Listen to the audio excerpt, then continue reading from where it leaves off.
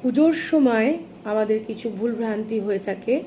যেমন প্রদীপ যখন আমরা ধরাই তখন বিশেষ করে আমরা দেখি যে প্রদীপটা যেন তার তলায় যেন কিছু থাকে। শুধু প্রদীপ ধরিয়ে দিলে হবে না, তার তলায় প্রদীপের যেন একটা আসন থাকে। অর্থাৎ আমি বলতে চাচ্ছি, প্রদীপটার আপনারা যখন ধরাচ্ছেন তার তলায় অতি অবশ্যই স্ট্যান্ড, প্রদীপের স্ট্যান্ড অথবা একটা থালা বা বাটি কিছু তো একটা অন্তত থাকবে।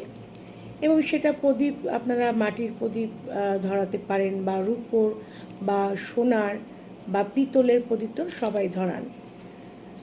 এটা আপনাদের খেয়াল রাখতে হবে। তার সঙ্গে সঙ্গে প্রদীপের শিখাটা যেন অতি অবশ্যই পূর্ব দিকেই থাকে। পূর্ব দিকেই থাকলেই